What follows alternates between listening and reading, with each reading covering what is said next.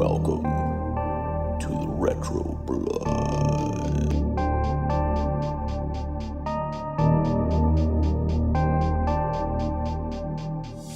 Welcome back, everybody, to the Retro Blood as we continue this Killer Objects 1980s month part 2, talking killer machinery, talking killer objects, things of this world that was made by man and it's out there on a killing spree. Up next, we're going to do a little bit of a switch around. So if you all like deadly protein microchips who spawn out and take over elevators to kill horny citizens who are just trying to have some sex in the elevator.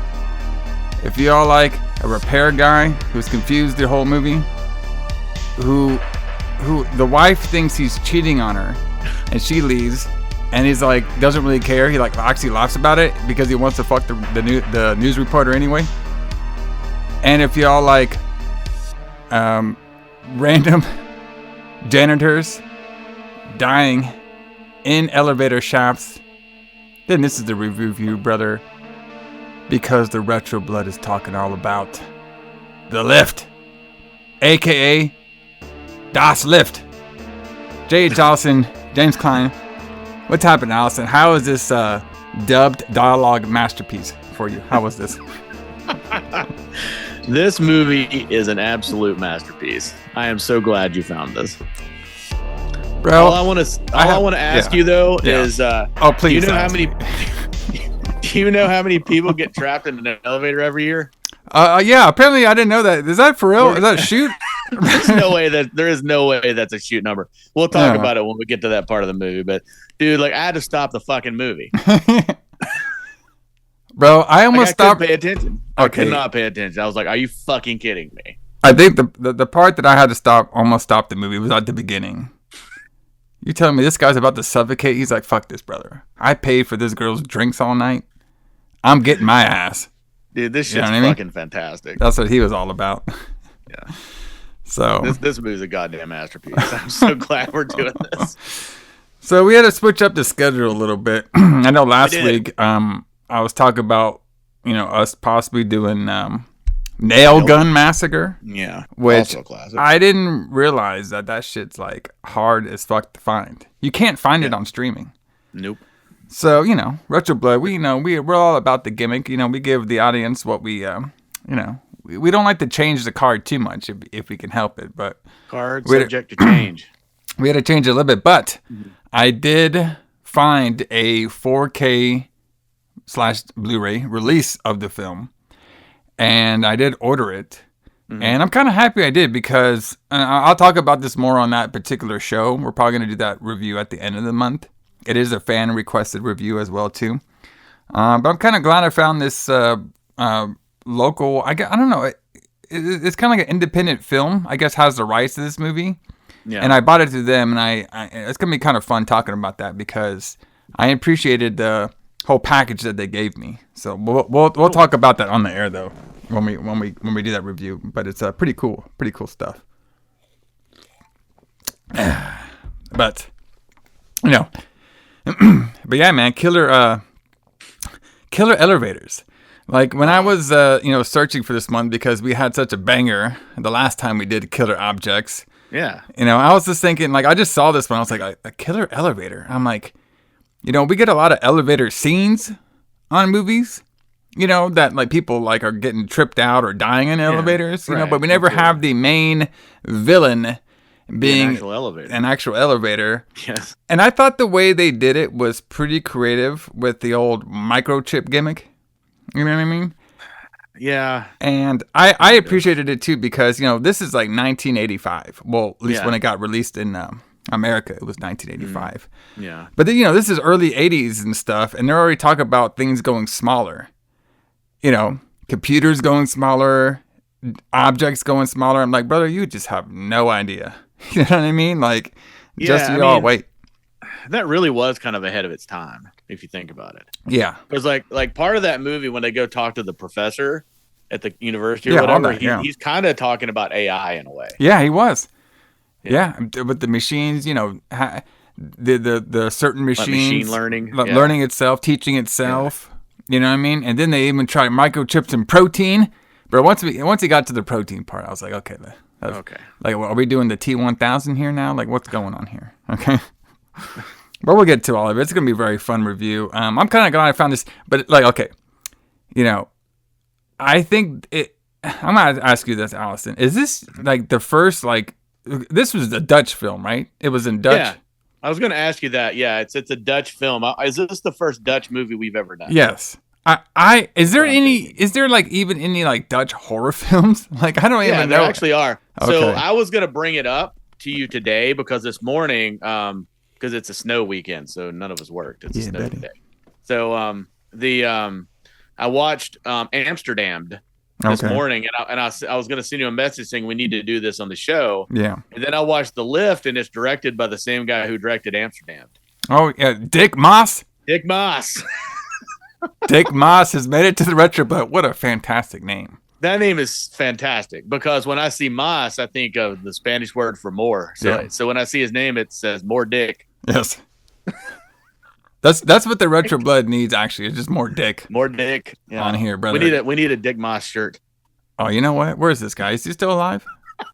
Oh yeah, he's still alive. He's still. Bro, I have so many questions for this guy. Now, I haven't seen the remake. There's a remake. Yeah, there's a remake of this film called Down or something like that. We'll talk about that a little bit, but it was made in like 2001.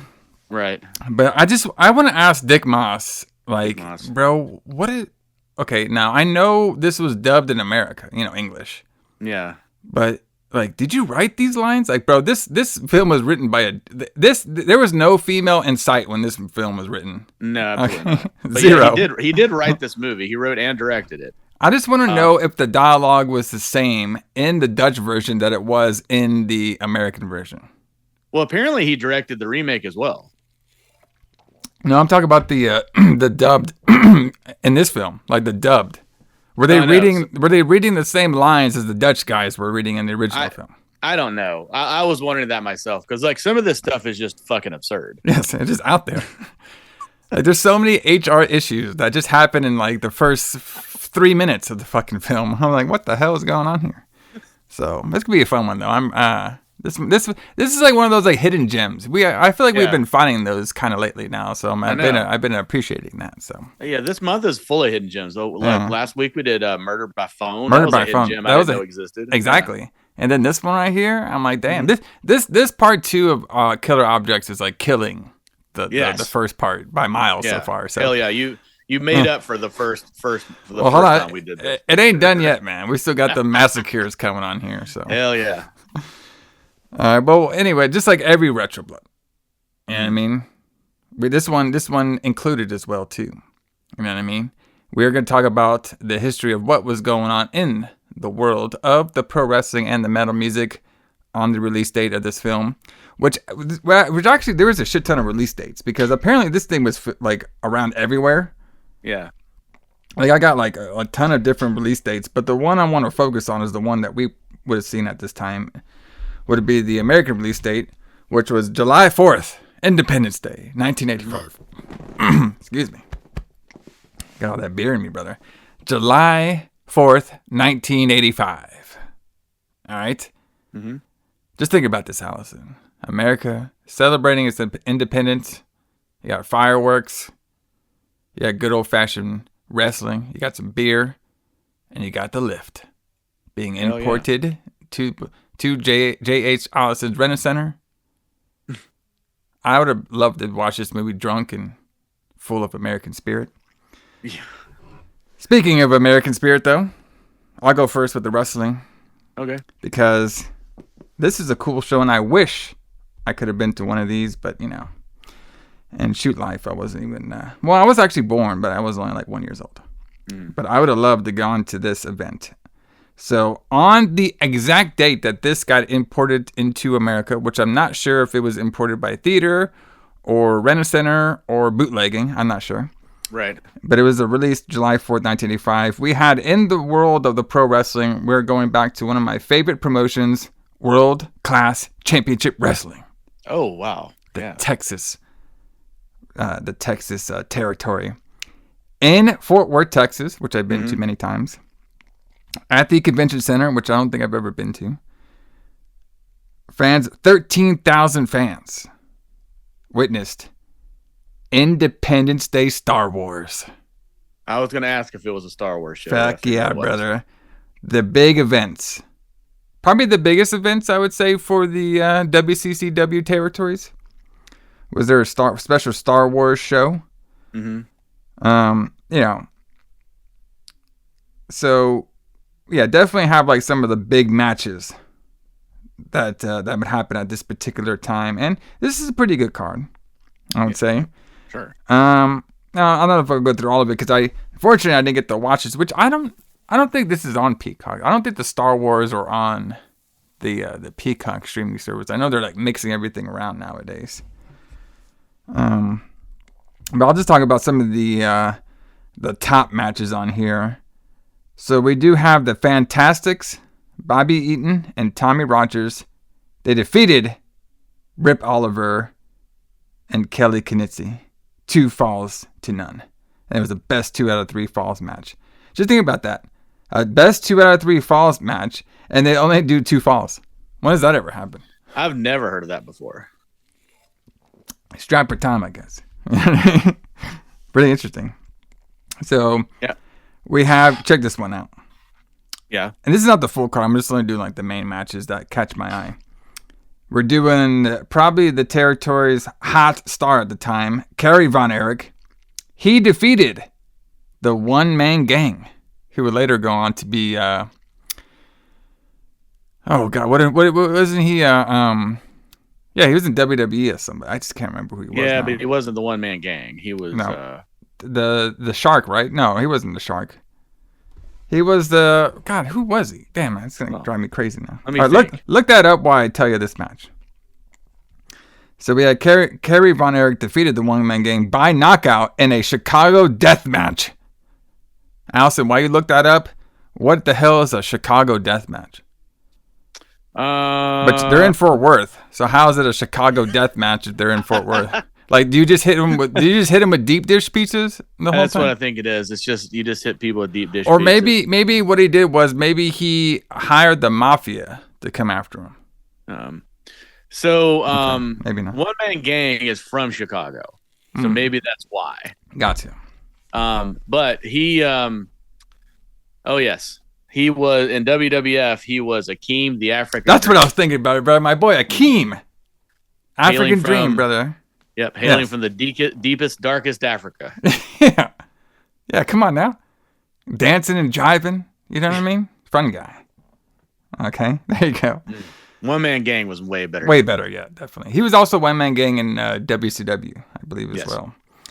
So the next match, pretty cool match here. The Great Kabuki defeated Chris Adams in a singles match. Then we had a special manager versus manager match where we had Sunshine defeated the great Jim Cornette.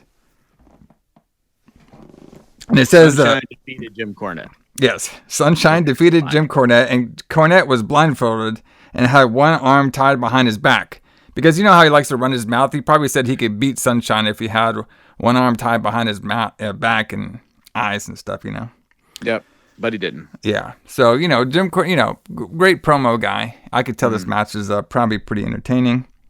And then apparently, I'm not sure if this is the main event or not, but we had the dynamic duo, Chris Adams against Wrestling Again, and Gino Hernandez defeated Kerry and Kevin Von Erich in a tag team match, which I could believe that it was the main event because the dynamic duo were really like popular at this time. Chris Adams and Gino Hernandez, they were like the top 2 heels of the territory before the Freebirds kind of came in and took over that top heel spot. So, but yeah, pretty fun card over here. It's pretty cool. So it was also on WCCW's television show and broadcast in the weeks following the show. The show was the 18th overall show in the Wrestling Star Wars event. The show held at the Fort Worth Convention Center. Like I said, it drew 13,000 fans out of an estimate of 18,000 fans. That was the 18-seat capacity, but it sold about 13. So they didn't hit the goal, but they got pretty close, I would say. For doing a show on Independence Day, too, where a lot of people are out there probably celebrating in different ways. So pretty cool stuff. Yeah. I wonder if One Man Gang, after he was done losing the Chicago death match, he's like, you know what? I wonder what that lift's all about. Let's go see the lift. Yeah. Let's see the lift. What? I would love to ask these old wrestlers in the 80s. I'm just like, did you guys ever go to these horror movies after the matches? Because in my mind, you did. Especially some of y'all. Okay. That's our work story is that they all went to horror movies afterwards. Yeah, exactly. Mine is the Great Kabuki was like, brother, I rented that shit right when it came out. All right, The Lift is his favorite movie. Oh yeah. So, Alison, what do we got going on with the metal music? Got some fun stuff. There's actually a lot of stuff that went on in July of 1985. Oh yeah. One thing that happened that's not metal related is the Smiths released The Joke Is Not Funny Anymore, which is a great song. Also, July 5th, the day after this movie came out, was the last night of Iron Maiden's World Slavery Tour, which we've talked about many times before. Nice. So not to belabor that point and talk about it again, I wanted to talk about the 1985 Aerosmith tour. Wow. So they did a reunion tour. And so Aerosmith, as a lot of people know, were a big band in the 70s. But by the end of the 70s, very, very early 80s, they had drugs and alcohol had kind of taken over their lives. And but I think both guitar players had quit.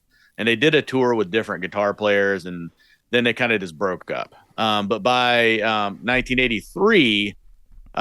Joe Perry had kicked his heroin habit, and Steven Tyler's, alcoholism was still drinking, but it was under control. And in 1985, they decided to get back together to do a tour to see if they could be a band again. So they did this tour they called Back in the Saddle, which is named after the song they had, but it also represents the fact that, the original Aerosmith is back. And it did really well. They had no recording contract. And they went on tour and played 58 shows to sold out crowds, and people remembered Aerosmith and loved them. And of course they played all the classics because that's all they had back then was the 70s material. So they were playing all their classics. And this was the tour, this successful tour was the tour that was the notice they needed that got them noticed by Geffen Records. So Geffen signed them, they put out Permanent Vacation, and then they took off again. And then it became the big late 80s, 90s band that we know of as Aerosmith. Wow. So, that's for good or bad. I love 1970s Aerosmith. I love it. And I love the Permanent Vacation. But after that, they kind of just started going downhill a little bit to me. But this was the thing that brought them back, though. So this was a renewed life for Aerosmith. And you might not call Aerosmith metal, but it's definitely hard rock and that kind of thing too. Aerosmith, the 1970s Aerosmith is fantastic, and it's some of my favorite music. The song Back in the Saddle is great. Walk This Way, Sweet Walk This Way, yeah. They had a song called Combination Lock that's fantastic. The whole Rocks album is really good. So if anybody wants to hear some really good 1970s hard rock, Aerosmith is the way to go. Yeah, I can see that. Then they probably transitioned more into that radio rock. Yeah, that's the thing, and that's the thing that most people think of when they think of Aerosmith is they think of Crying and Jaded and all that kind of poppy radio shit that came out in the 90s and 2000s. But Aerosmith was a great band at one point, and this would have been a fantastic tour to see. Do you think our boy Phoenix? Was that his name, Phoenix, or what's his name? Phoenix? Something like that, yes. Let me see. I got this. Felix, my bad. Felix, yeah. Think about Phoenix. That's fucking Phoenix. Felix, he looked like an Aerosmith guy. Yeah, I could see that. I could see that. Did they have? Maybe he had some the German. The Dutch remix of Aerosmith. Maybe they did a Dutch mean? remix of When he was driving around with in all his Dutch vocals, elevator van stuff. All right. Yeah. So, Oh my God. Yeah. you know what I mean? He's probably elevator rocking van. some Walk This Way. You know what I mean? He's like, yeah, brother. This is has to be the only movie we've ever done, or probably will ever do, where the hero is an elevator repairman. Almost choked. Yes, you're right.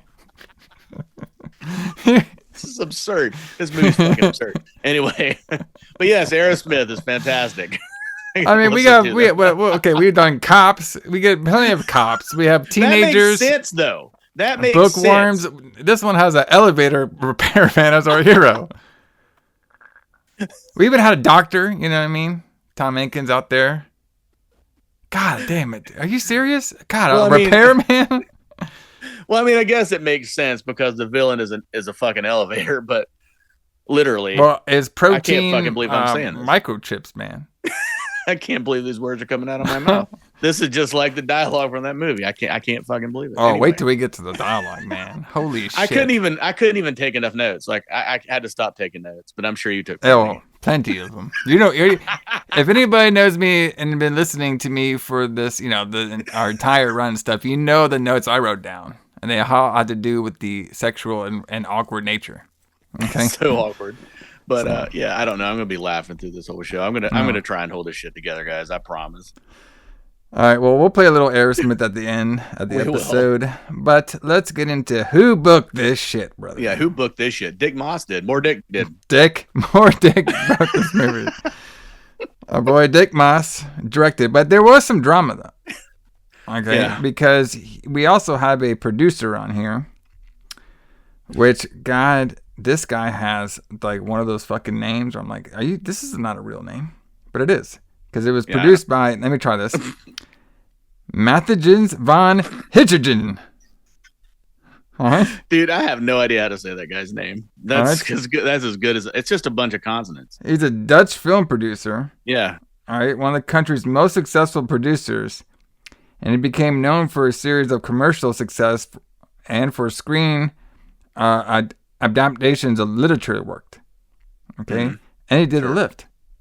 And he had some drama on the lift. Okay? Okay. So apparently more Dick. Yeah. He was fired halfway through the production. Okay? Uh-oh. Because of arguments with hydrogen. Okay? About hydrogen, man.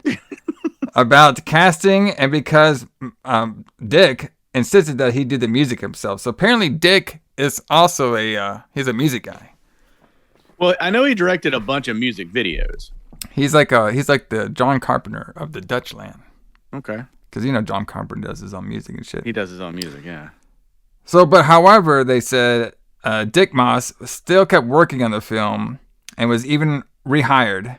Only after a day. So apparently this hydrogen guy fired his ass and then like brought him back the next day because he's like, I can't do the lift by myself, brother. It's too complex of a storyline.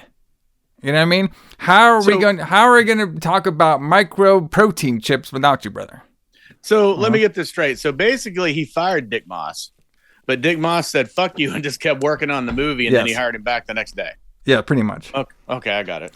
Which I can respect. Yeah, absolutely. Dick Maas, he really wanted to make that scene, and the scene in the elevator where the girls, getting fucked while they're suffocating. I liked it. So we had all the actors perform their own stunts, which we didn't really have too many stunts on here, but the noticeable two was probably when Felix was like, trying to fight the protein microchips, and the elevator was falling on his back. Yeah. And the guy with getting his head stuck in the elevator. Right. So, but the way they did the elevator stuck was pretty interesting. So, he had his head stuck between the elevator doors, and it was filmed backwards. And they said a steel bar was placed below the elevator has a safeguard. But there was concern whether the bar could actually hold the elevator if it broke loose. So, basically... Yeah. They had a safety device that they didn't know would work. Mm-hmm. And it might possibly kill him. Yeah. I got you. Bro, Dick, he was ready, bro. He's like, brother, if you die, just think about it. You'll be immortalized in this cinematic masterpiece known as The Lift. If I die, the last movie I ever made was The Lift. So Dick Maas, he composed the entire score of the two. It says the two borrowed synthesizers, a Jupiter 8 and a Juno 60. You probably know more about that shit than I do. Yeah, those are both great synthesizers. The Juno and the Jupiter are both fantastic. So check this out. He said recording only took 1 day. Of course it did. Really? Wow. There's barely any music in here at all. So according to Maas, producer Hydrogen originally wanted to hire some other band to score the film, but finally, he finally just gave in to Maas's, to provide to be more of a cost effective. So he basically gave in to Dick because it'd be more cheaper for him to do the whole music and everything on his own. He gave in to Dick. He's like, listen, man, fucking, you already hired these people I don't want. I want to have this great Dutch band play, but you're here. And I was like, oh, fuck it. Whatever. It seemed like this producer kind of just like gave up half the way. He's like, just Dick, you take care of everything. Okay? Yes. All right, so a couple things on here. It says the film was shot in 30 days and had a very small budget, which, of course.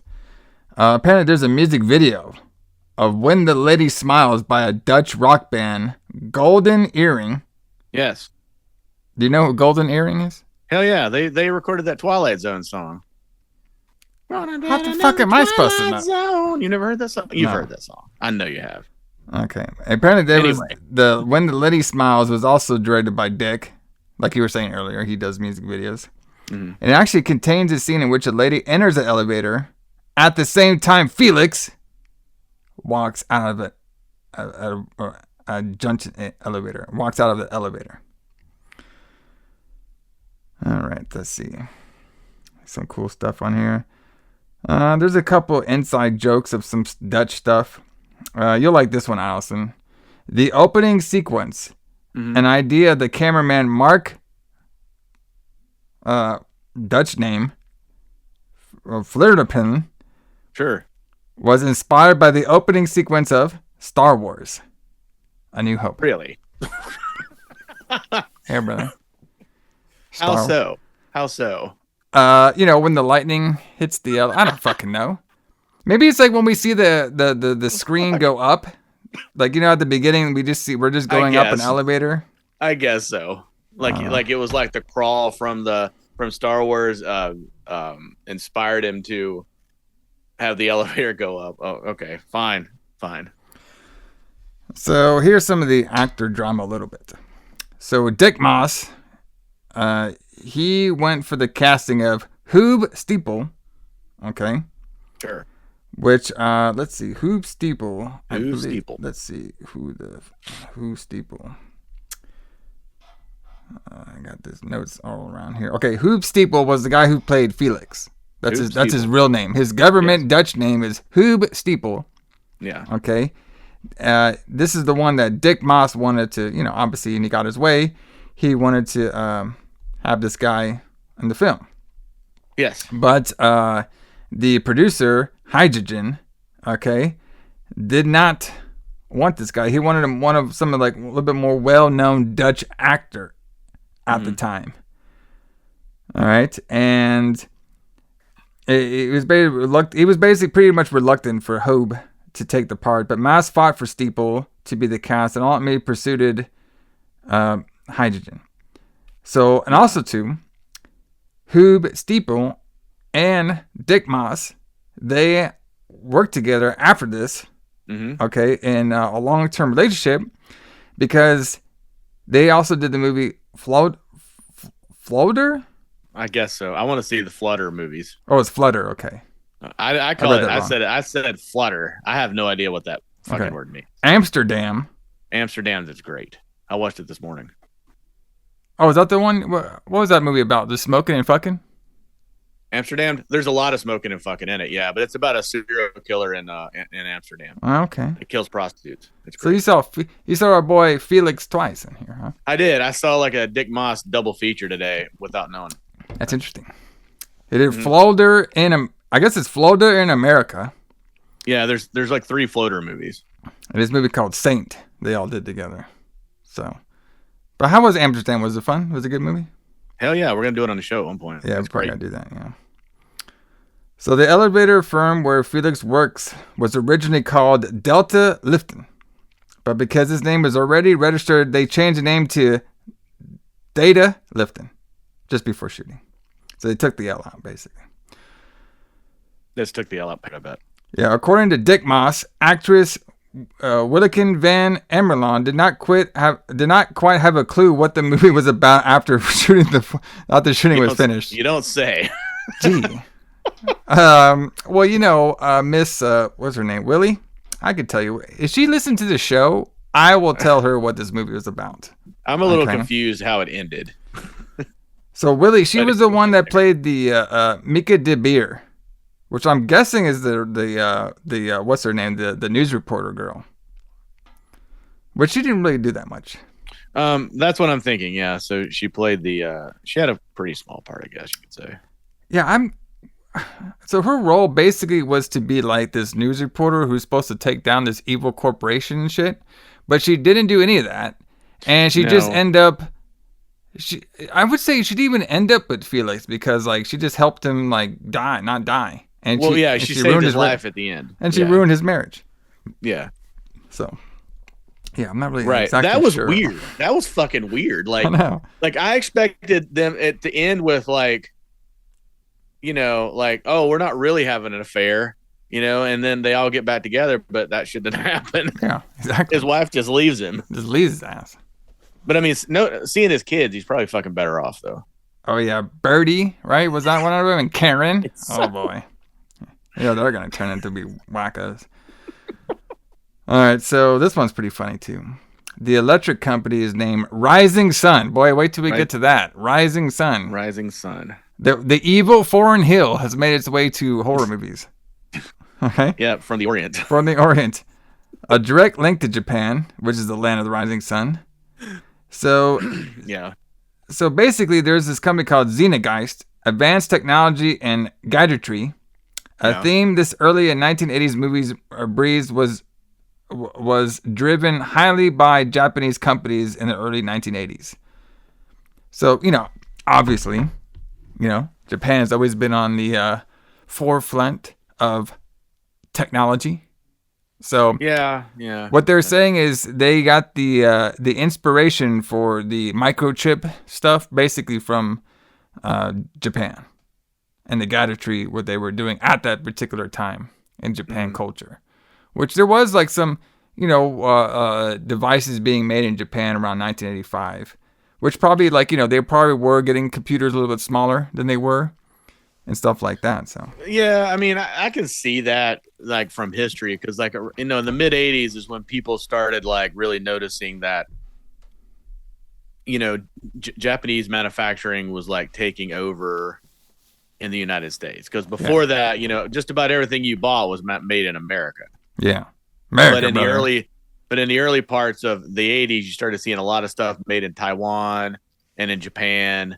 And all of that stuff was like really high quality. All the Japanese stuff was really, really high quality. But it was the beginning of when they started taking away American jobs. Although this movie's not American, but I could see how, like, that would be a theme that they might think about. Yeah. Yeah, it kind of made sense here. They basically had a experimental Japanese, electronic company, and they were secretly experimenting some of their new microchips on different devices.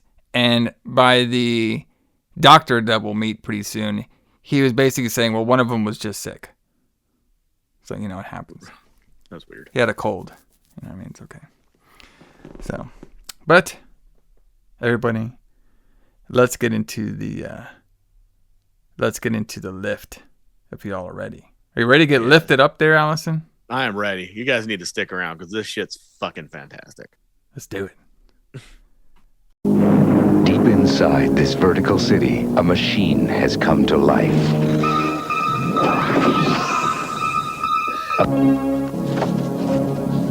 As long as the police think they were accidents, I have no reason to think there was any other cause. I just want to know what the real cause is. It's not normal for things to happen that way.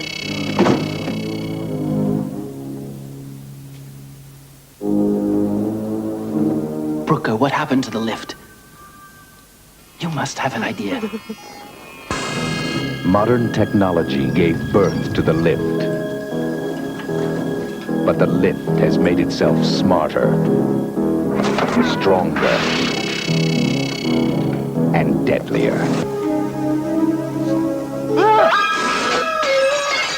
And now, the man responsible for making it safe is trying to make it stop killing.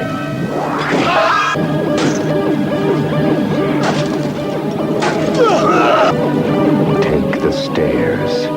Take the stairs. For God's sake, take the stairs. All right.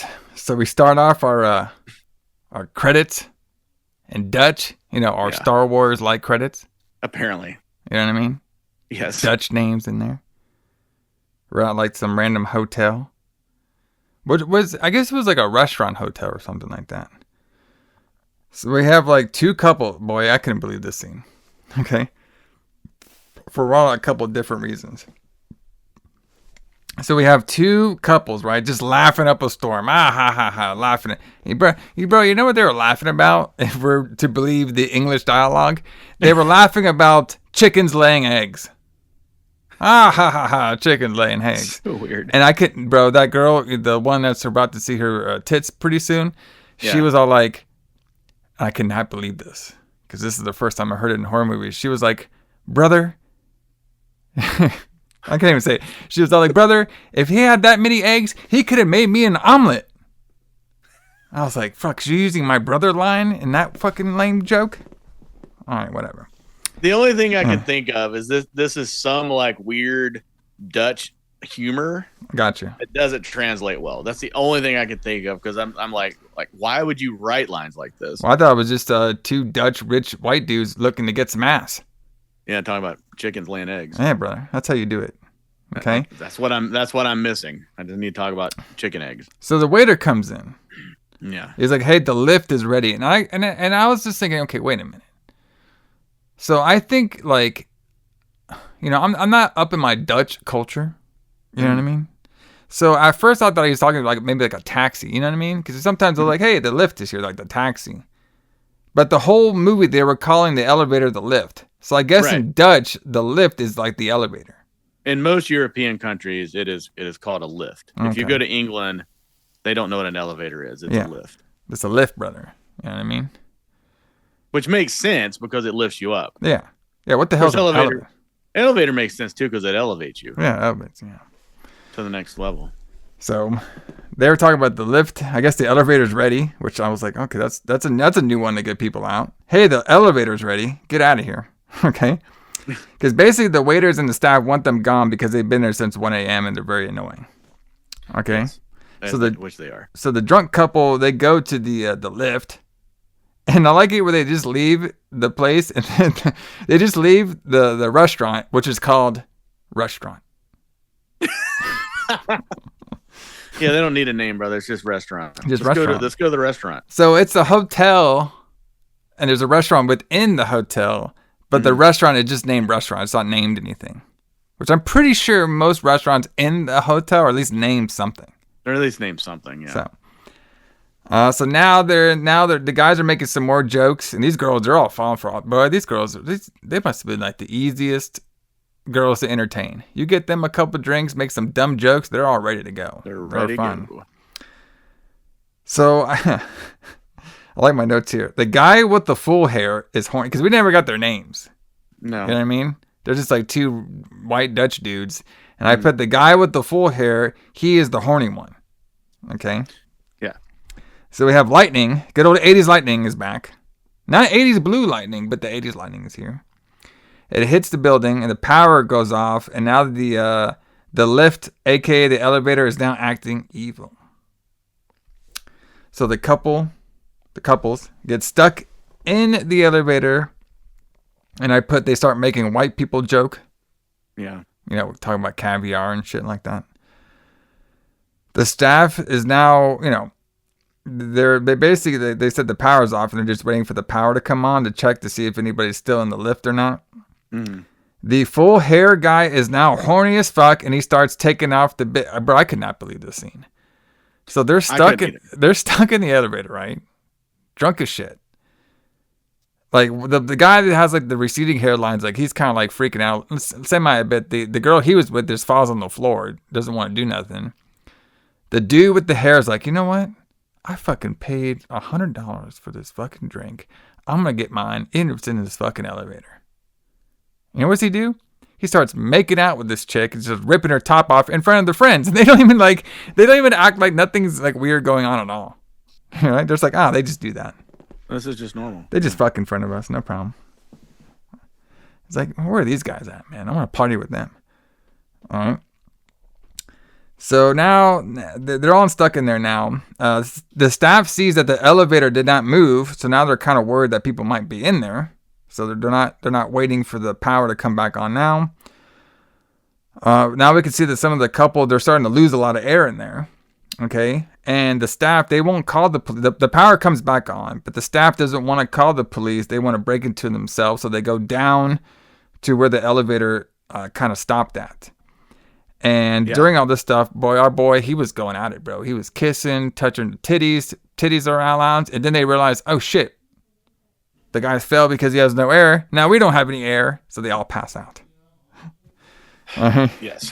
It's so fucking weird, but okay. And then the staff comes. They see the elevator actually turned on. It went down to the bottom floor. They all run to it. They open it up. They can see all which supposedly I thought they were dead bodies, but they weren't. They were actually all just like passed out from, because they said later that they didn't really die. They all went to the hospital. Yeah, they all went to the hospital. I'm just a little confused as to how. I mean, an elevator is not airtight. So, like, how could you suffocate in an elevator? Magic, it was the protein microchips, bro. I'm sure. See, Alison, you don't expand your mind like I do.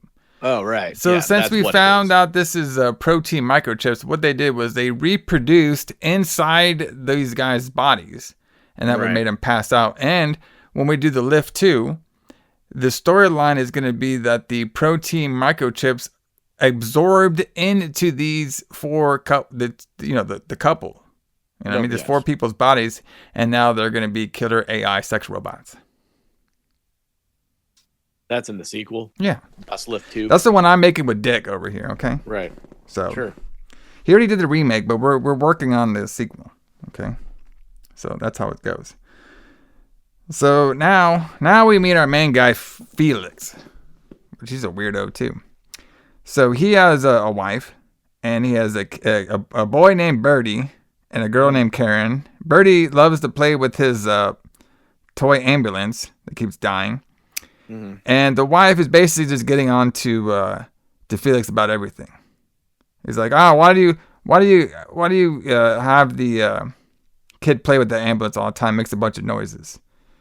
All right, and then they look at Felix. I guess he had like a black eye or something. And then, like, I guess the story was like he was trying to be friendly to some other guy's wife, and the guy punched him. I was like, okay, it's a random story. And so they start having some breakfast, everything, and that's when we meet everybody's names, the Birdie and the Karen, and then now Karen asks if she's gonna get hair on her chest. Okay. And Bird's like, no, you're going to get some big things called breast. And then they explain what breasts are to their little child.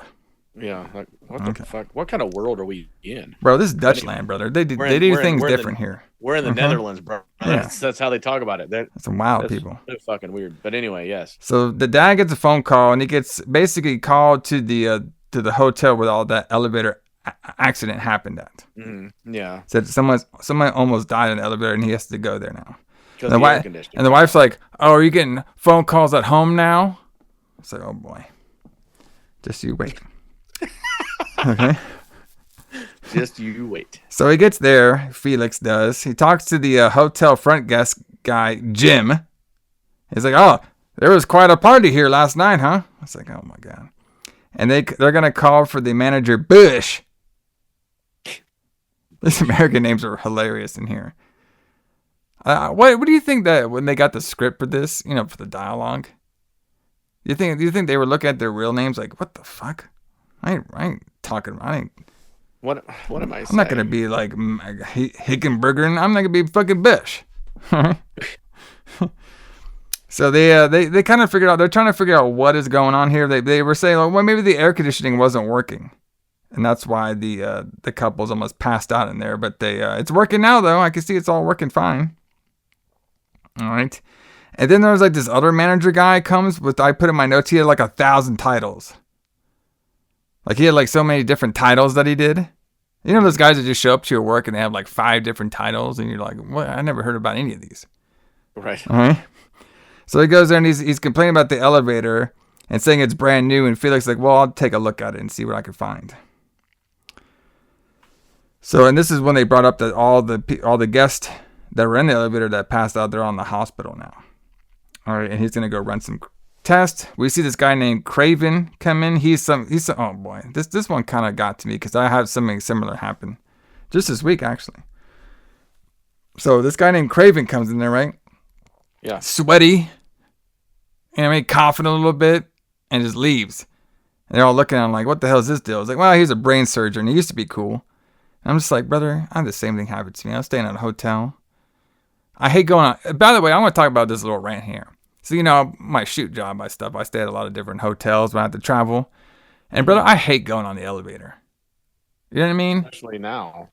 Because, you don't know who the fuck you're going to get on there. You know what I mean? It's awkward. You're in there for, a minute with a stranger. You don't know if they're weird or not, or they smell or shit. Sometimes people bring their dogs on there.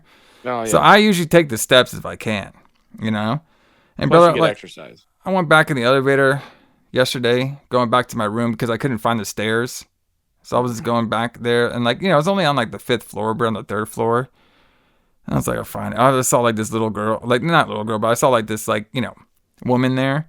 And I thought, okay, just me and her up there. That's fine. And then right when we got on there, I guess her boyfriend or whatever comes in and he just starts coughing up a fucking storm in the elevator. I'm like, God damn it. It's they don't give a shit about making other people sick. I try to stay. I try to stay safe and not sick, bro. Don't cough on me. He's coughing around that shit. I'm like, God damn it. I was like, give me some of this protein microchips I'm gonna put in this guy. All right. So the guy leaves. He's all sweaty and shit. So they talk about. They're talking about Bush saying hey, I got a bunch of different clients in here, and I get kind of confused sometimes. Sometimes I push the wrong button. So Felix looks at the machine room. Okay, he said hey, there's no lightning that struck here, even though we saw a lightning strike there in the beginning of the film. He talks about the mechanicals of the machine. Okay, and then they go on to talk about the former repairman on this job, Broker. Yeah. And apparently Broker was working on this, and then he just went wacko one day. Just went wacko. Right? Probably because he had to say this damn dialogue. Yeah. Well, we'll get to him. Went wacko. So after all this, Bush leaves. All right. And then Felix smokes on the fucking job. I'm like, God damn. He does. It's Europe, man. It's Europe in the 80s. I don't give a shit. Smoke anytime. You can smoke anytime you want, anywhere. So now he's back home. Felix is now fixing his son's Birdie's toy, and the wife's upset again. This wife's just constantly upset. Yes. All right, and then I could not believe this line. He was all like, "Oh, did you visit the teacher?" And she was like, "Yeah." He said Birdie's doing okay. He's like, "See, I told you the son was not as dumb as you thought he was." Where the fuck did I come from? See? I told you it wasn't as dumb as you thought. Yeah. Your son's not an idiot. Yeah, your son's not a fucking idiot. My son Birdie ain't no fucking idiot, brother. All right? He's going to be a great repairman like myself. All right? So now they they talk the lift system of what was going on. And now we find out that the wife is collecting bottle caps so she can finally go on a vacation. I'm like, fuck, bro. What? I'm pretty sure that some vacations were that expensive in the 80s. She's trying to get a free one Like, wasn't that like that was a big thing kind of thing, right? They would do like you could collect like different bottle caps and win stuff. I think so. Yeah. I mean, you could collect. You could Different like stuff. collect shit. Yeah, exactly. All right, so check this one out. So now we have a blind guy, okay, and he wants to buy part of the hotel, or whatever, a room for his mom, and he's like, "Hey, does it have a view?" And the guy's like, "Yeah, it's gonna have a view. Don't worry about it." He's like, "Okay, cool. This is a surprise for my mom. She's 92, by the way." Okay. And the guy's like, "Okay, can you just sign these papers?" Okay.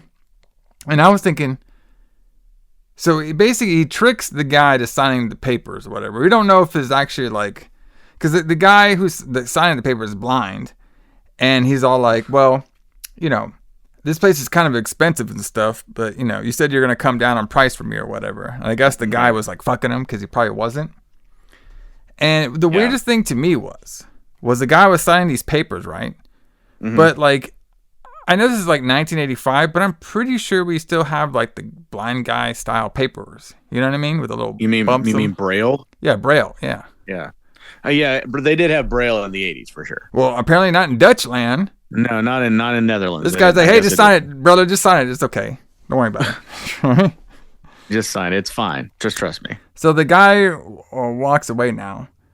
And his whole big thing was he was signing it with his favorite pen. And then he forgets his favorite pen. So he almost goes onto the elevator. Then he comes back. The guy gives him his pen. Yeah. All right. It's like, oh, this has very sentimental value to me and everything. So the guy walks away. Then the elevator opens. He walks and he falls. He hangs on for a second and he just falls all the way down the elevator. And I did laugh a little bit on my notes when that happened. So now we have these two random like night guards there. Mm-hmm. I could not believe some of this stuff. So the night guards get there, and the Navy one, that's why I call him. He was talking about to the new guy, like, oh, this is a boring job, you know what I mean? Hey, do you want to come drink with me a little bit? The guy's like, no, I don't drink. He's like, you don't drink? He's like, yeah, why not, man? You gotta live up life. He's like, well, I'm engaged. He's like, oh, you're engaged and stuff? You don't want to, like, live it up before you get, like, tied down and stuff? Let me talk to you about my Navy days. All right? They used to call me one-trick pony guy. You know what I mean? Yeah. Basically saying he was, no, maybe they called him time ticker or something like that. So then they hear a noise. All right? And they could see that the lift is moving to, like, the 10th floor. They're like, oh, somebody's here. Some third-party guy's here. Mm-hmm. So the Navy guy, he tries to go up the stairs, but he can't. Okay? And then the other guy, the engaged guy, whose name is Keith, says, okay, well, I'm going to go up to see if, I'm going to go to the other floor while you wait here. So then the elevator opens, and the Navy guy looks down. There's no elevator there. He just looks down. He can see the dead blind guy. And that's when the elevator door latches onto his head. Keith comes down, and he asks, oh, shit. Do you need me to call the police? What's their number? Okay. What's the number for the police? Yes. And then this is when the lift starts rolling down, and now it comes down onto the Navy guy's head, and then we have a decapitation happen. I thought that was a pretty cool scene. Yeah, I loved it. Yeah. And then Keith, he freaks out. And then I wouldn't say this guy is like the worst detective, but he's probably the most laziest detective we've ever seen in horror films. Okay? Yeah. So we had this old detective guy. He's like, hey, did I ever tell you? And this guy has like stories about everything. He's like one of those story guys.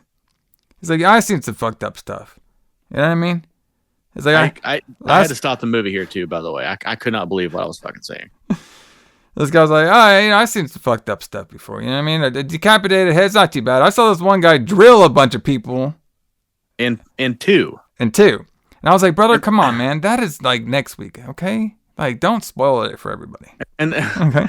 And the thing that got me was like, he stops and says, I think it was a Black & Decker. Like, the fucking brand of the drill makes a difference. I mean, he just drilled this motherfucker in half. Yeah. That's what he's talking about. But it's a Black and Decker. And Black and Decker's probably like, oh, let's do an ad for this movie.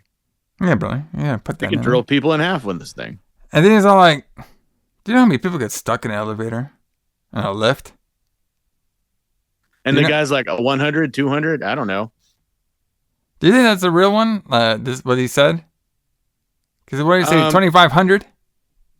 No, he didn't say 2,500. He said 250,000 people. Yeah, in the Netherlands get 250,000 stuck in an elevator every year. Yeah. That's great. That's fucking insane. There's no way that's real. Yeah, bro. You know what I mean? You can get stuck in an elevator. 250,000 people. Yeah. Maybe they do groups of 20 at a time. Maybe they do. You know what I mean? Maybe there's an elevator that could fit 1,000 people at once. You never know. 250,000 people get stuck in an elevator every year. That's crazy. So they talk about Keith saying that there was a third party there, and they also found the blind dude as well too. And he said he was there for about 2 days. And then we go back to Felix, and Felix is working up there in the machine, and now we have a reporter showing up. Okay, the girl from who in Shoot did not know what this film was about. She shows up here. Okay, Miss Miko Dieber. Yes. So I'm just gonna call her Beer.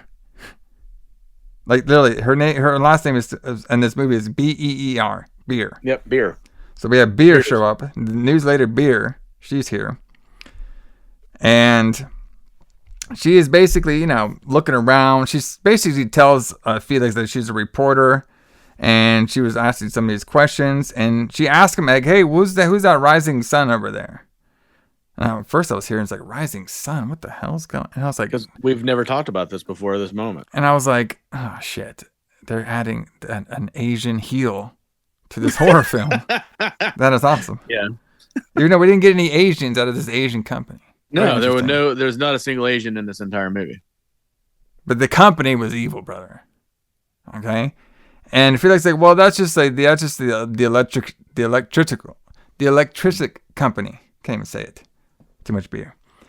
And then he explains how the elevator works and everything like that again. Then Bush shows up. It's like, hey, didn't I tell you to leave? And then Beer, she gets on out of there. And then she's like, then Bush is like, yeah, it's going to be a little problematic, but I'd like to see her go. Oof. Let's see. So now Bush and Felix are talking, okay?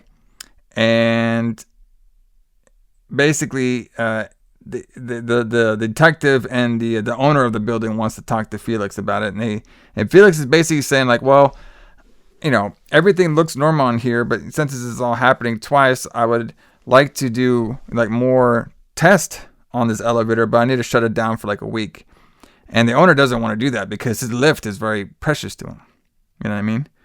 And then the detective tells us, this whole story that basically ends up with mice. It's like this whole car wreck thing happened, and you know what it was that caused it? It was mice. Okay. So now Felix leaves. Okay. And Beer broke into his truck. And I was like, okay. We're starting to get a little, little action going on over here. And you could tell Felix and them, he's kind of digging it, even though, she broke into his truck and everything. And they're basically going to go out for tea. Okay? Right. And basically, she wants to know what is really going on with the lift. All right? And Felix is like, I'm not really sure, It's like, there's something going on with it. And he says, it's kind of weird that I can't find the manual for it. But, I'm not exactly sure if there's like something behind it. He's like, well, what about the rising sun and stuff? She basically thinks like she can get some more information out of Felix, like he's in on it, but he's really not in on it. He really doesn't know what's exactly going on. And he's like, you think there's a plot behind this? Could there be? And then she talks about his family for a little bit, looking to be a homewrecker, I guess. I guess. And she asked him, how long have you been a mechanic for? And he's like, oh, I've been here for a while. How long have you been married for? Like 10 years. And then she asked him, like, how long have you been a reporter? About the same time. And she's like, okay, well, you could just drop me off right over here. It's like kind of like near a road or like an office building. And it's all like, hey, do you live here? Do you live here? She's like, no, I don't live here. This is my office building. And who lives at their office building? And I was thinking, like, what the fuck? Why does it matter if did you want to, like, just I think Felix thought he was going to get some ass, to be honest with you. I mean, maybe, but I just think it's weird that one of these two scenarios is weird. I think it's weird that he thinks the office building is an apartment building. Yeah. Or it's weird that she doesn't understand that it might look like an apartment building. I just think that something is just off. Well, like the dialogue is just off. Like it's a weird translation. Like I had, when I saw this scene, I had two thoughts about it. Number one, I was like, okay, he wants to get some ass. He's like, hey, is that your apartment building? We could just go up there and fuck the tea. Yeah. And then my second thought was, well, maybe he was actually the one behind the elevator murders. Yeah, I mean, maybe it's going to be like, maybe it's like one of those hints in the movies that he could be the guy secretly controlling all the elevators. You know, kind of like the one on Murder by Phone where we had the guy controlling all the phones and stuff by his house. Right. Maybe he was controlling all the elevators by his house or something. Yeah, maybe. So we only have a problem with this one. Boy, we were wrong. Or I was wrong. So now, Felix, all right, he's at the bowling office now. Bowling office. Felix is now bowling with his wife and his wife's friends, and he's bored as shit. Okay? And this fat dude who's married notices there's some tricks coming around. It's like, hey, man. And then the other girls, the wife and his wife, say they're going to go get some drinks. I could not believe this. The friend, okay, the friend's wife is now asking Felix's wife. She's like, well, what's going on with Felix over there? He looks very, bored, and he doesn't look like he's all here. And the wife's like, well, I just can't figure him out lately. And she's like, well, is there somebody else? Because that happens. And now the friend's being like super toxic. You know what I mean? Right. Just like, oh, I bet there's somebody else in his life. You know what I mean? Guys get like that when they have somebody else in life. They get very, distant and stuff. And like my husband would never do that. He would never fool around ever at all. Ever, never. That would never happen. And now, of course, the wife believes all this shit, so now she's worried. It's like, damn it. Felix over there, he's just trying to solve a murder. Come on, man. He's just trying to figure out what's going on with this damn elevator. So now Felix goes to his metal factory that make elevators, or lives. We have his boss, all right, basically saying, hey, I need you to, drop going out to that, figuring out of the incident. He talked to the owner and stuff. It's just a one-time incident and everything should be just okay. We have some more models that I need you to take a look at. But I don't need you to focus all your focus to this one. And he's like, well, Felix is saying, well, I just thought it was weird that this elevator didn't even have a maintenance book. Like I couldn't figure out anything with this elevator or why it's doing anything or how it was designed or worked because there was no maintenance book there. And the boss is like, well, it's one of those newest models and stuff, so don't worry about it. Okay? And he's like, oh, I didn't realize. And the boss is like, well, I didn't realize there was no maintenance book there. All right? He's like, okay. Then the boss is like, hey, take a couple days off. You know what I mean? We're getting some good contracts in, so we don't need any of you to. We don't need you to cause any kind of problems. And Felix is like, what the fuck? I ain't causing no problems. I'm just trying to fix this stuff up. He's like, listen, Felix, you're a good man. Just take a couple of days off, and maybe I can get you a promotion. Sure. Okay. So then he goes and gets some coffee. This is one of my favorite scenes, just because it's hilarious. This guy comes in. His name is going to be like Star or something. Okay. He's all like, hey, Felix. Hey, guess what, bro? I just got a date with the administration blonde girl. Hell yeah. Do you know that she, shaves down there? This was so weird, too. So he says she shaves down there. And he's like, I'm going to go find out. Right. Well, then the other guy's like, well, it must grow really fast. What the fuck is going on? Anyway, continue. Brother. Just some guy talk. You know what I mean? Guy talk. I don't know if I've ever said that to a guy, though. You know what I mean? Like, hey, brother, I got never date. said that to another person. Well, maybe in Dutchland, that's like a big thing. No one has ever said these things except in this movie. Maybe in Dutchland, it's like, you know what? That's a big thing, brother. Like, all these Dutch dudes are usually seeing Chewbacca down there. You know what I mean? Now they get a shaved one. They're like, oh, finally. Maybe. Right. So now Felix kills the mood, where he's like, hey, well, what happened to this? You worked with Booker before, right? Or Broker. Mm-hmm. And the guy's like, yeah, he's crazy. All right. And he's like, you don't think he would like sabotage anything, these lifts, right? He's like, no, he would never do that. Never. No, he's a cool guy and everything. He might be a little weird and he went nuts and stuff, but he was cool. So now the boss wants to speak to the I called him the shaved pussy guy. But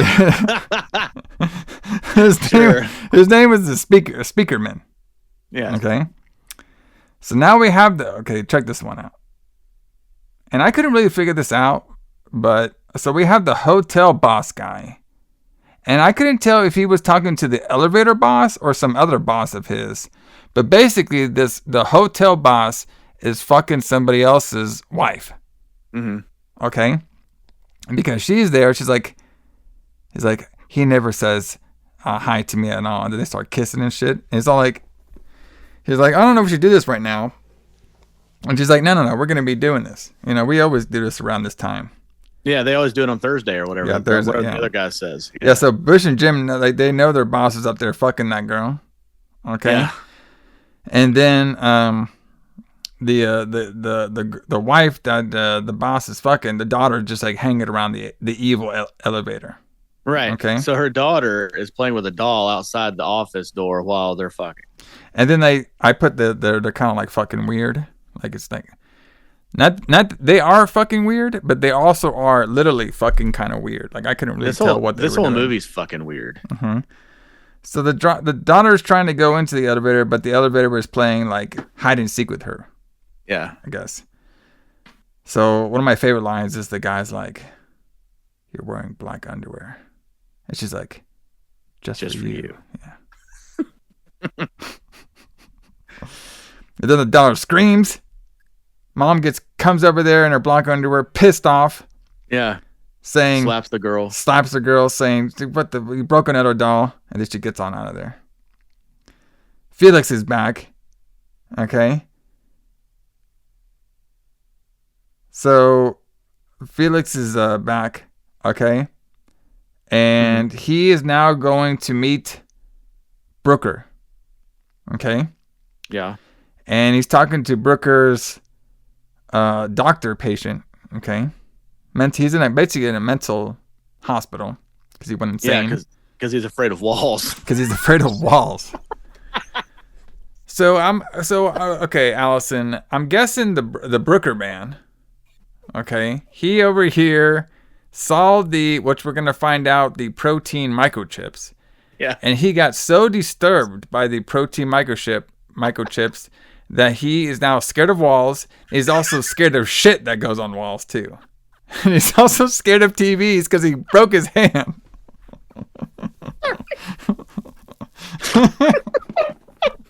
I had to pause it here too when they said he was afraid of walls.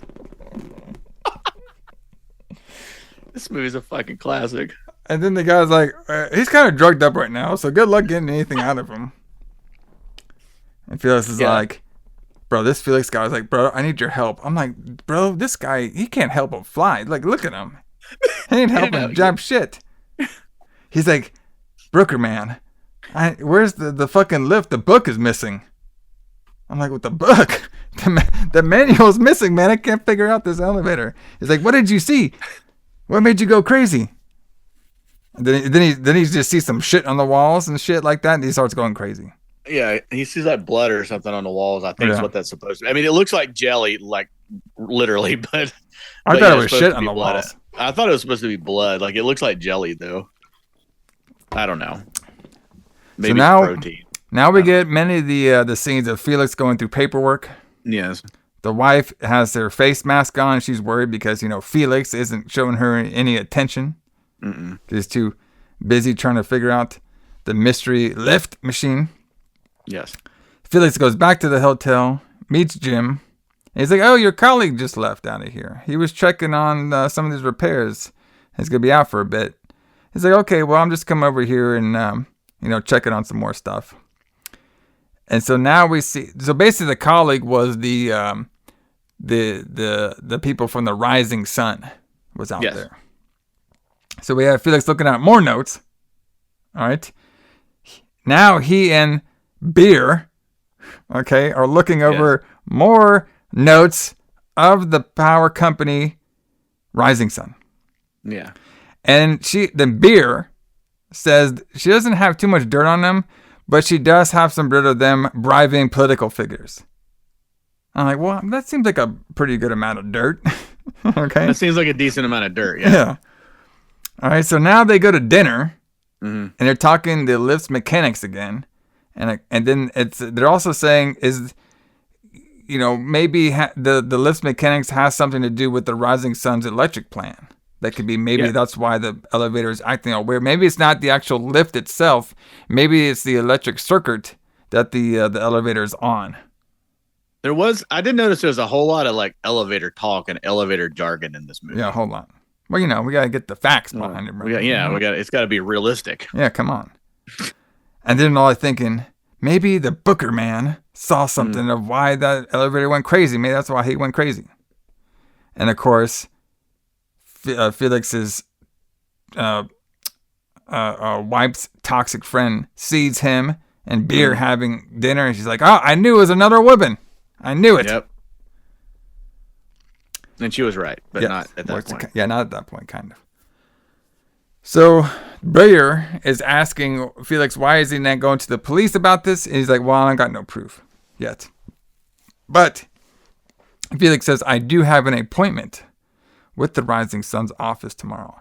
And she's like, well, I'm coming. And then she comes with them undercover. All right. So they get to the Rising Sun. They have an appointment with Mr. Crown. All right. The main, I guess, like chemist guy for that particular Rising Sun's office. She goes and gets him. I like my notes here. They see the evil Asian lab. All right, with no Asian people. With no Asian, there are no Asian people in this entire movie. So they meet. And I like this line too. They meet Crown. And it's like, oh, hey, how's it going? Like, I'm Crown and everything. He's like, yes, I'm Felix, and this is my assistant. And it's like, oh, I thought you were coming alone over here. And it's kind of a weird job for a woman to have. Yeah. A newspaper reporter.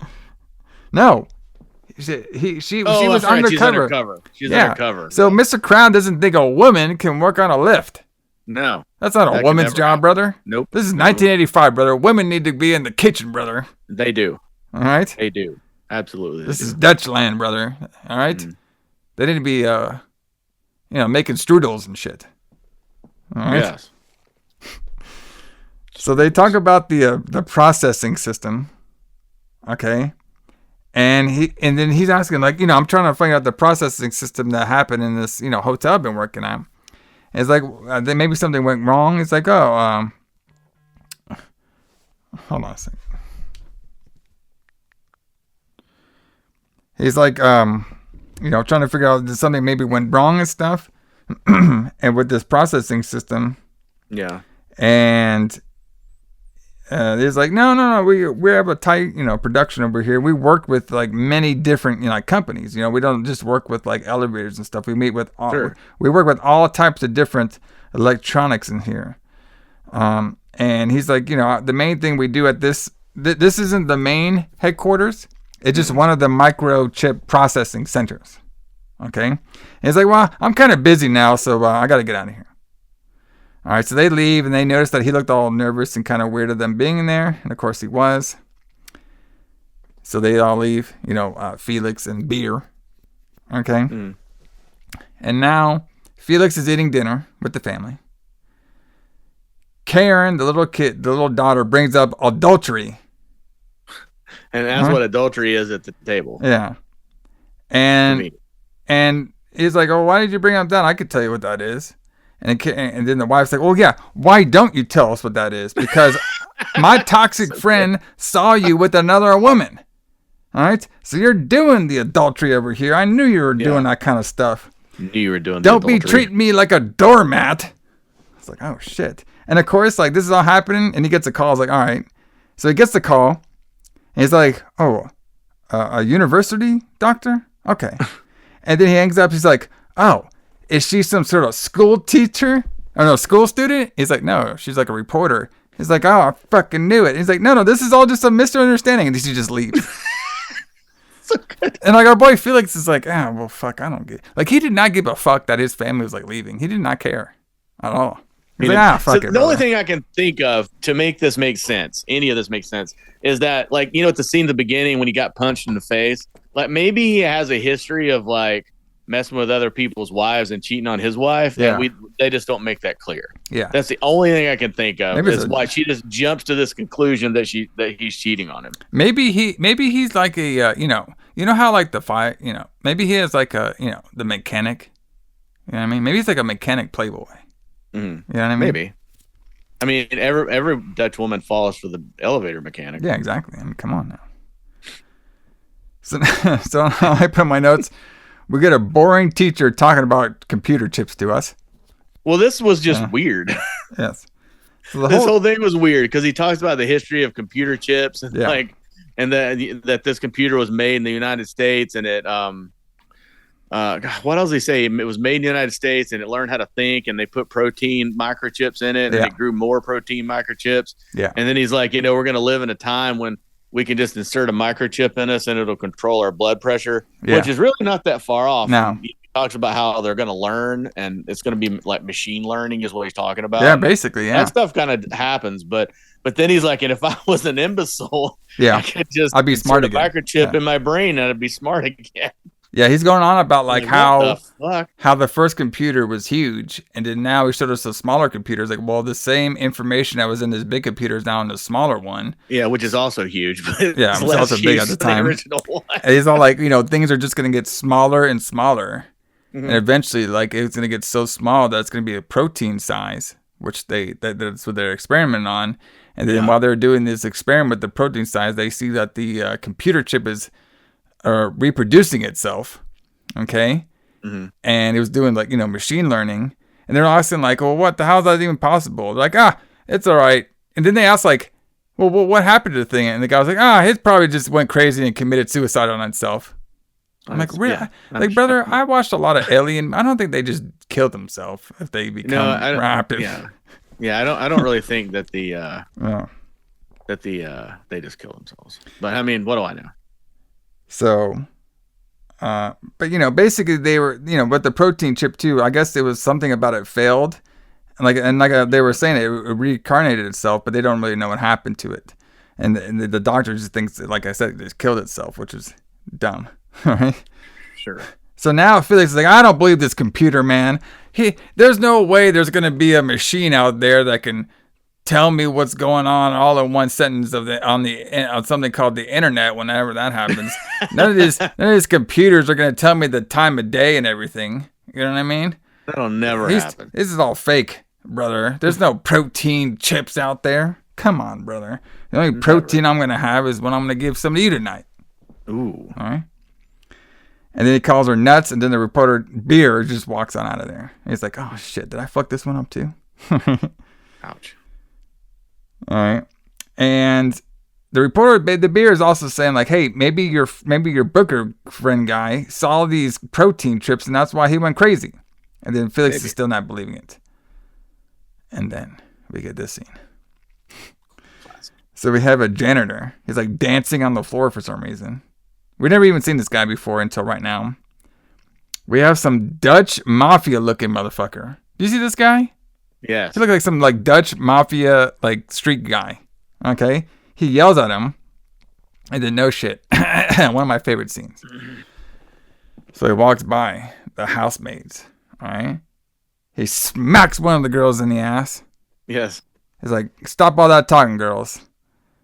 And then like while he's leaving, one of the other girls says, well, you shouldn't stuck it out in traffic to get it hit.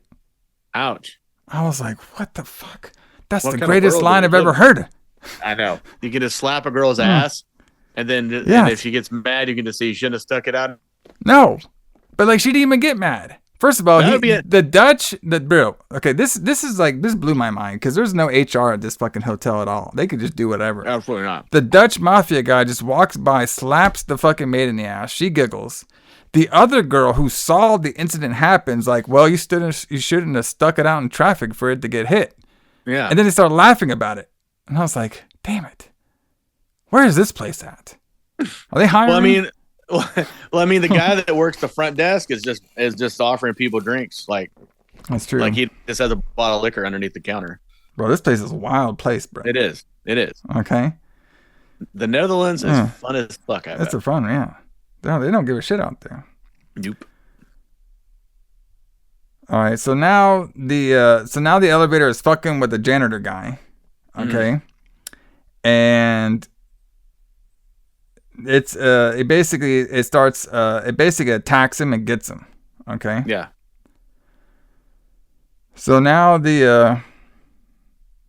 we see like the Dutch girls like the Dutch mafia guy. Yeah. And now they see like, oh wait, the janitor guy, he's gone now. It's like, and then of course the Dutch guy is still pissed at him, so he goes there and he's looking at him. He doesn't see him. And then they eventually see him that he's all like, he kind of like disappeared basically. Yeah. You can't find him anymore. All right. So now we're back. The wife is still upset at Felix. All right. So now we have, we're back and we see that weird brain doctor guy, he's back. Yeah. Fuck it up on the elevator again. Right. And he gets the one that keeps getting off on the wrong floor. Yeah. And he gets blood on his jacket. He's looking up and stuff, and then the body of the janitor falls right down. All right. Felix goes back to the office. I like this one. Well, Felix goes back to his elevator, office, not the hotel office. And he meets the shaved pussy guy. Yeah. Speaker man. That's what my notes say. He says, he meets shaved pussy speaker man, and the boss said, "Hey, the boss said to speaker man that Felix was sick, but then obviously you could tell that he's not." And he basically says that to Felix that, "Hey, you've been taken off this job." And so now Felix is gonna go talk to the boss, and Felix goes talk to his elevator boss guy. And it's like, well, they figured out who the guy messing with the elevator was. It was the janitor guy. They found him dead this morning, and he was the one probably messing with all the elevator stuff. And Felix is like, no, man, like that doesn't really make any kind of sense. And he's pissed at his boss. And he's like, first of all, the boss says this to Felix, I should be mad at you. You just randomly went away yesterday. We couldn't find you at all, and you went to one of our contractors, Rising Sun, causing all kinds of trouble. So how about you take a couple of days off and then you can come back to this office. Okay. And then he gets on there and Felix is pissed. Speaker man said, hey man, I think everything should be okay now. Like they found the guy, and then Felix leaves all pissed off. Okay. Because he knows there's a deeper secret to what's going on. So now we're back with the detective guy. the laziest detective in horror movie history, probably. This guy's the worst cop ever, and we've said that a lot. Yeah. So he's like, guess it was the janitor guy the whole time. You know what I mean? My records indicate he was there for all the murders. So there you go. All right, stop. That's basically what it was. Hold on a second. Yeah. So this is the kind of fucking police work we've got going on in this movie. Yeah. So the overnight janitor must be the killer. Yes. Because he was there overnight. Yes. Every night that somebody was killed. Yeah. It was him, brother. And then and basically what he was doing, he was fucked. That's case closed. He was waiting for another victim, and he fucked up and he tripped. Case closed. Now I want to go on my vacation. Yes. All right. Then he looks at his vacation book and he stops on the page with the girls in bikinis. He's like, all right, when am I going on my vacation? All right. Wow. And then the other guy's like, are you sure? Like this is this janitor guy was the guy doing this the whole time? Like he's like, yeah. Listen, I don't go off problem stuff. I go on facts, and the facts he was in the building the whole time, and that's what it is. So now let's go on my vacation. It must have been him. I'm going on vacation now. Case closed. And then we don't see him again. Nope. He went on vacation. He just went on vacation, bro. I'm like, what the fuck? He's the laziest fucking cop in this whole film. Like, he had to be the most laziest detective. Out of all the movies we watched, he's probably he's not the worst. Okay, the worst is that other one. God, I can't remember what the fucking dude was. But he was the laziest. This guy was definitely the laziest. Okay. Check this one out. So Felix is back home. He's looking around. He sees that his wife and his kids all left. Mm-hmm. And like, you know, a normal guy would be like, oh, fuck. Like, she didn't believe me. My wife's gone. My kids are gone and everything. Godly, this is going to ruin my life. You know what Felix does? He smirks. He does. He fucking smirks, brother. He's like, yeah, so awesome. Got rid of that fucking bitch. Felix is pretty cool. Yeah, I mean, I can't really figure this guy out too much. Like, yeah. But yeah, he is. He basically he's smitten with beer, but I don't know if Beer doesn't know what's going on in this movie and in real life. Okay, she doesn't know what's going on in both. She's just so confused when it's come to this movie. Yes. Felix, he's like, okay, I got rid of the wife and kids now. Now I can go full board with this beer girl. Exactly. And then I can fucking solve the mystery so I can look like a man. All right. And then he looks and he sees the bottle caps are all gone. It's like, that fucking bitch took all my bottle caps. Caps. Phone rings and stuff. Now it's the wife on there. He's like, oh, you took the kids? And she's like, oh, it's good this time. And then like, that's it. So Beer is trying to call Felix, and Felix is like, I'm not doing with your shit no more. And he unplugs the phone. And I couldn't tell if he was actually talking to Beer or his wife. I couldn't really tell. Mm-hmm. So now the Lyft boss meets with the Rising Sun mechanic guy, Crown, in a limo at nighttime in the rain, like all super villains do. Crown saying, you know, it just had a couple errors. My bad. Sure. And then the elevator boss is like, listen, bro, my mechanics are starting to talk. I was like, brother, they've been talking. They've been talking. He said, there's some problems with it, and like they need to be solved soon. And then the Crown's like, well, I need some more time. And the boss is like, you don't barely got no time. And he leaves. So now Felix goes back to the hotel at nighttime. He needs to break in now. So you know what he does? He smashes the window and there's no alarm. Just breaks right in to this rich ass hotel with no alarm. How convenient. Okay. Now we have what I like to call, we're wasting some time here. Okay, where we had this movie at an hour 30. We needed to waste 15 minutes of it. Yes. So we have Felix looks at the elevator, looks at all three doors, goes to the 5th floor, hears noise. It's raining outside. Goes to the mechanic room. Goes in the Rising Sun box, nothing there. Goes back to the elevator. Goes to the 5th floor. Doors scare him. Breaks the chair. Goes to the 5th floor. Like, it was just very slow movements of him doing all this stuff. Okay? So the door, basically he sees that the Rising Sun's mechanical box, there's no hardware in there. So it was a fake. All right? It's a fake. And now he's trying to go on top of the elevator, but the elevator breaks his chair, but he eventually sneaks in, and then he goes on top of the elevator now. All right? So now he's on top of the elevator. He's looking at all the wires. He can see that all the wires are moving. Okay? He's looking. He finds a dead rat on there.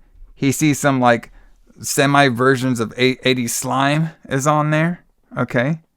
Mm-hmm. And he has this little button to kind of control the elevator going up and down. That stops working. Okay. And we see some more lightning.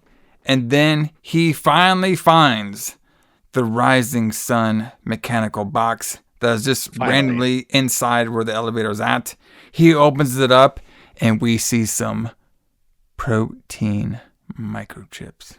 80 yeah, slime. it's all gooey on the inside for some reason. Because it's protein microchips.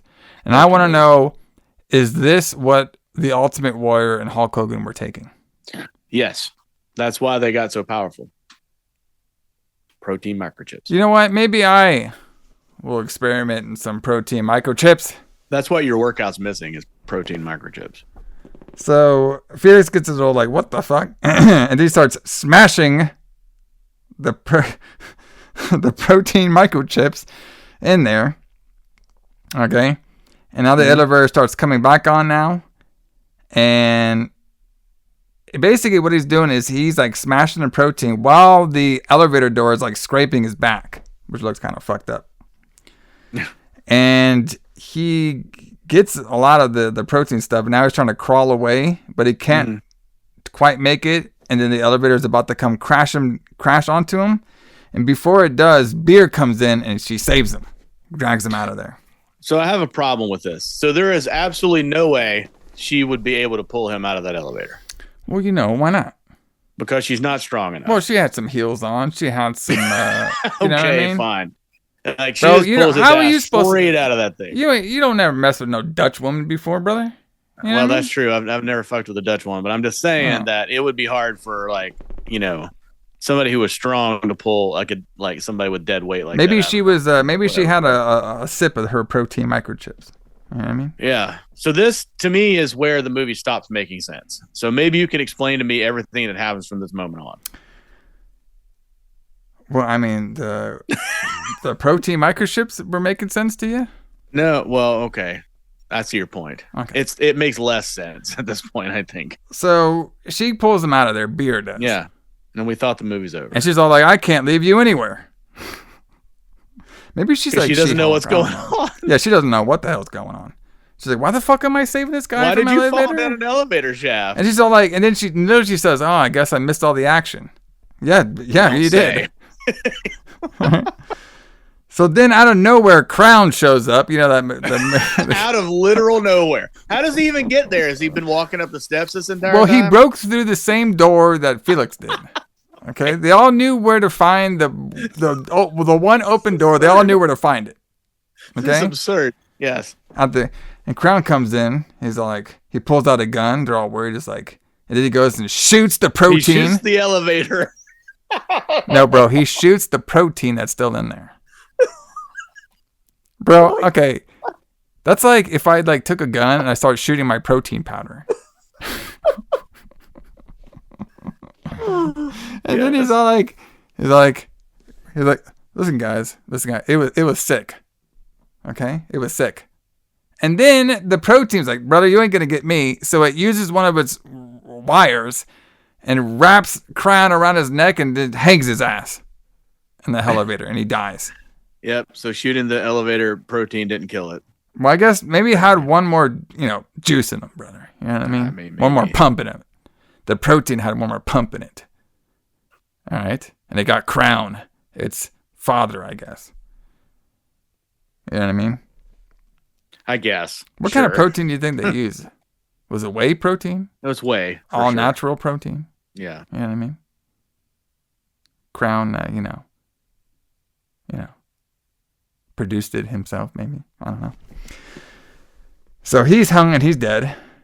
And then Beer lifts up Felix, who's all fucked up. Okay. They look at each other. They say something I can't understand. And they just leave. They walk down the stairs to the whole credit. And the credits roll. So I was confused.